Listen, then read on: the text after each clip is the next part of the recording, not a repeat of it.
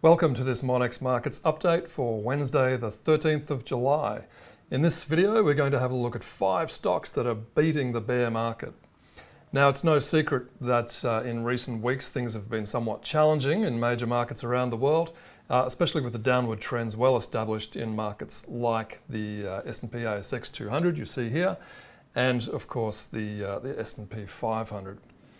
However, if you're lucky enough to be trading with Monex and using our platform that gives you access to 12 international markets, you'll find that there are still plenty of opportunities out there where there are markets, stocks trading that haven't been afflicted by the bear market. Now, we're going to have a look at 5 of them. Before we do that, I just have to remind you that anything that I say is general advice only. Also, it would be a great help for me if you could please like this video, subscribe to the channel, and leave a very brief comment just so that we can see that people are interested, and that way we'll come back and we'll keep making more of them. Right, now let's get to these 5 stocks. So here's the first one that I wanted to talk to you about. The first 3 are actually in Taiwan. This one, Allis Electric, so the ticker symbol is 1514.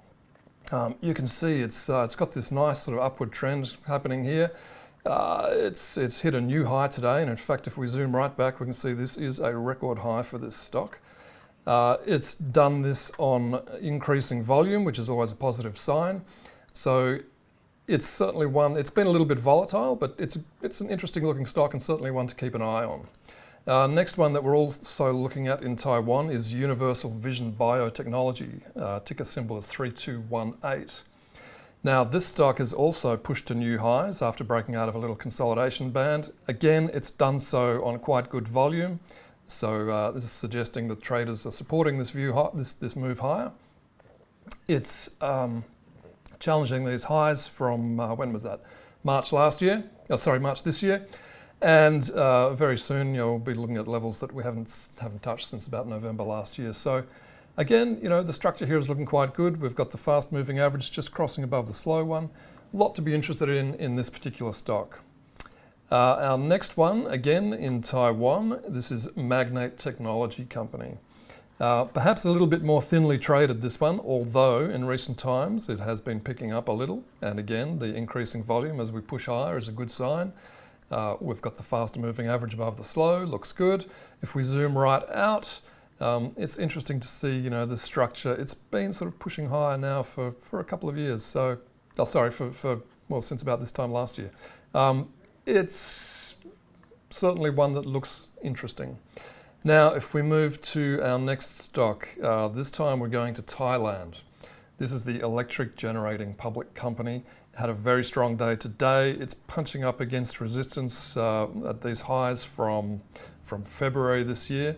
If we zoom out a little, we can see this sort of region has provided a reasonable amount of resistance in the past. So we'd really want to see it pushing above here just to confirm.